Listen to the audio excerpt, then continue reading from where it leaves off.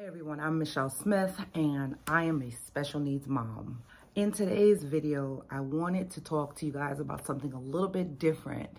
And this was actually a request that I share on the topic of how I deal with debt, shopping, emotionalism as a special needs mom. So it's been a while since this video was requested.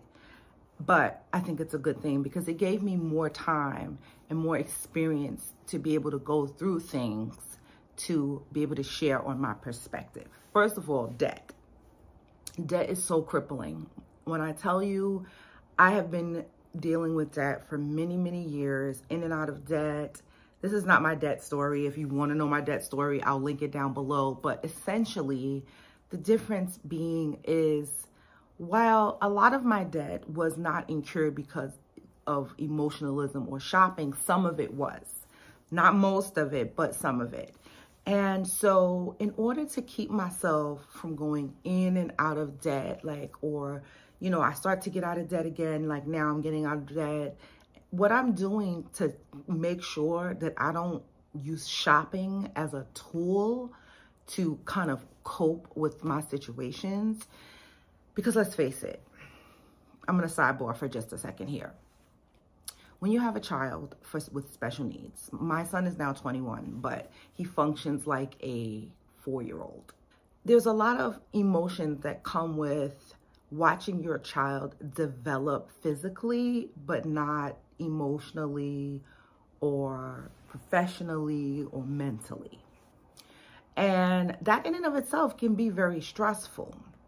However, what you have to also keep in mind is that the decisions you make today are not only going to affect you tomorrow, they're going to affect your child, your children. Regardless if you have special needs children or not, I think that you can really kind of take away something from what I am sharing. And that is because there are many things that cause us to be emotional, that cause us to maybe want to do what they call retail therapy. And let's be honest, we cannot blame anybody else for us getting into debt. I've seen a lot of comments over the past few weeks where people are saying like, oh, the banks, how they are to blame, or the credit card companies. I mean, heck, then what we gonna do next? We gonna blame the stores that put out sales? No, these people are in business to make money. We need to make sure that we are coping and that we are living within our means, and we have the power and the control to determine when we are going to spend money and when we're not going to spend money. So back to the special needs mom piece of it. When my son was going through his last experience where he was in the hospital for 32 days, I spent a lot of money. I spent money on my credit cards, and I spent money that was cash, and cash that was given to me. I wasn't coping very well with the experience, because, my son was going through some things. But what I learned through that experience is that this experience can happen again. Because when you have a child with special needs and you know that they go in and out of the hospital, or you know that they have lots of doctor's appointments, and you know that you're going to be exposed to a plethora of things that you're going to want to buy or spend money on just to cope, then what you should do is plan for it. What I discovered is my biggest tools for staying out of debt and living within my means is my budget and my cash envelope system. These are my two main tools. Third tool is my planner. Now you say, well, what does your planner have to do with you not shopping and emotionalism? Well, first of all, my planner for me is much more than my schedule. You see how large it is. My planner has sections for my self-care, sections for my son, sections for my household. So there are things in my planner that I focus on to keep me on track. For example, I make sure that there are certain things I do to care for myself so that I'm dealing with my own emotional health. I read books, I write, I journal. There's a section in my planner where I journal. And all of these things are activities that take your mind away from spending money. So even when I was in the hospital with my son and I had my planner along with my Bible was a comfort for me. Of course, you know, my Bible was like the main thing, but what you have to ask yourself also is when you find yourself ready to spend money because you're feeling emotional, because maybe you or your child is going through something, is what are you looking to fill? What are you looking to fill up in your life? Because obviously something is missing where you are seeking fulfillment through shopping or fulfillment through spending money. And so what I can say to you, and I'm speaking to you not just as a special needs mom, but as a Christian, as a believer, only God can fill those empty spaces. Some of you watching this may not believe in God. I can't help you with this, please, because I truly believe that He is the one that helps to fill those empty spaces. When I was going through things with my son, even though I spent money and I did use some credit, I was able to pay that off immediately.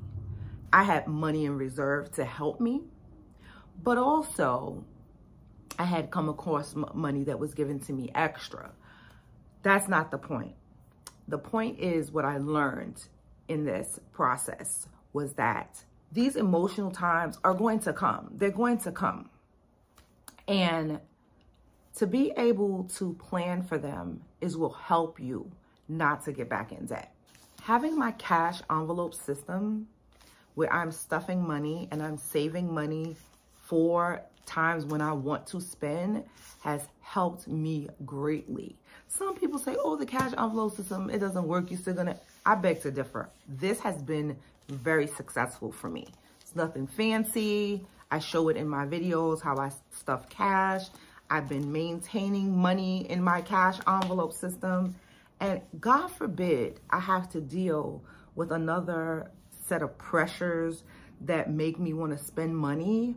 I know that I can go to my cash system, and if I want to spend money, I can use cash and not get back in debt. I know that when I open up my planner and I go to my self-care section and I start checking off my habits and I start looking at my wellness and seeing like, okay, you're not getting enough sleep, your mood is off, you're not exercising. These are things that I track.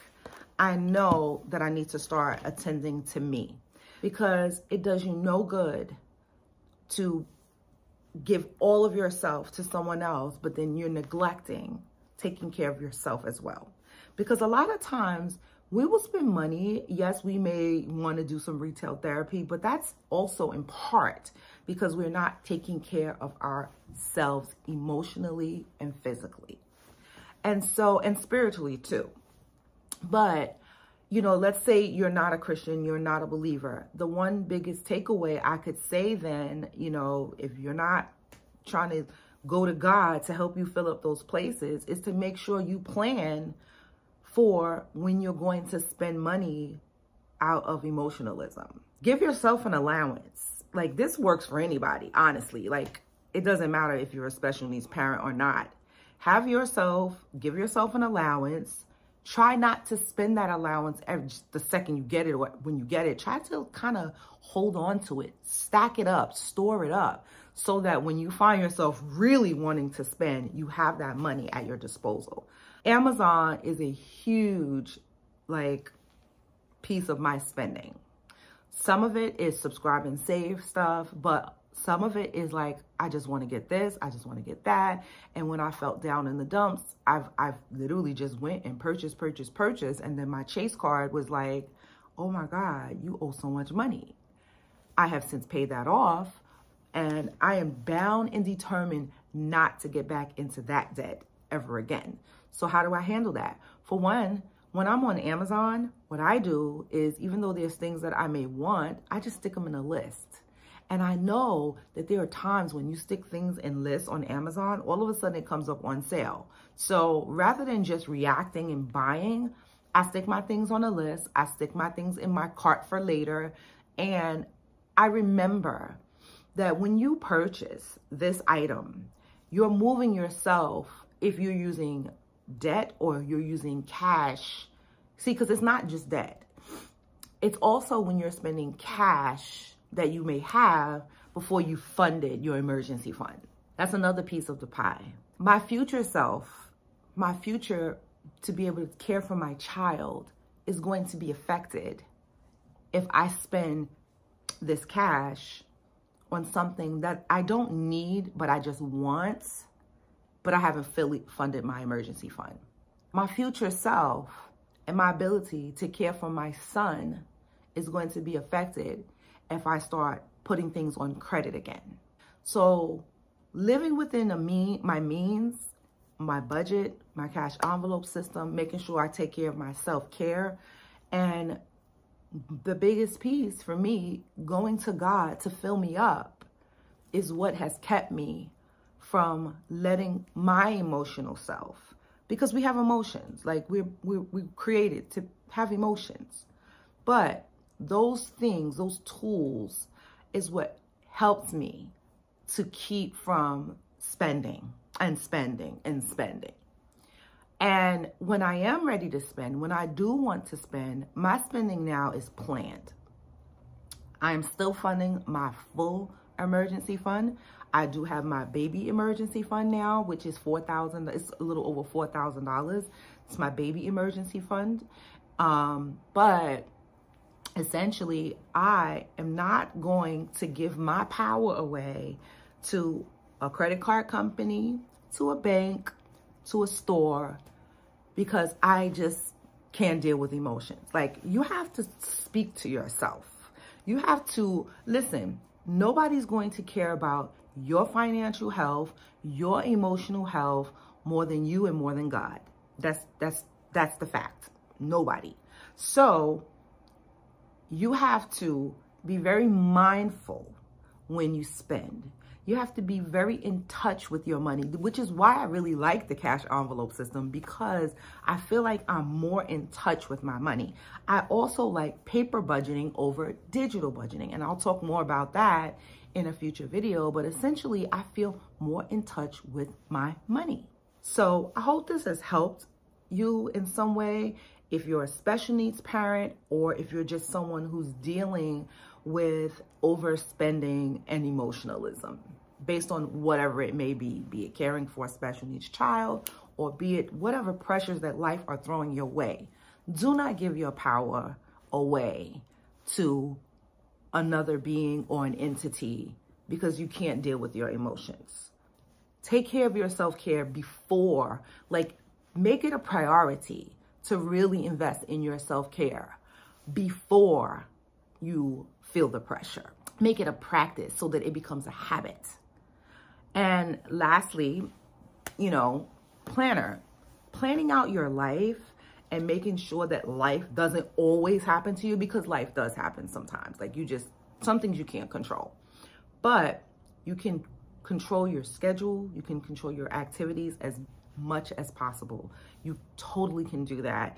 And I really feel like it has been a changing point in my life to really have my paper planners, my budget, everything, so that I can focus on those things when my focus kind of gets a little bit fuzzy from outside influences. Anyway, by the way, if you're interested in any of the printables that I had shared in my planner, I think I only showed you the wellness tracker, but if you're interested in that, I'll leave it linked down below. The wellness tracker is something that really, really, like, is amazing for me. Anyway, thank you for watching this video, and I hope that it helped you in some way. I will catch you in the next one. God bless.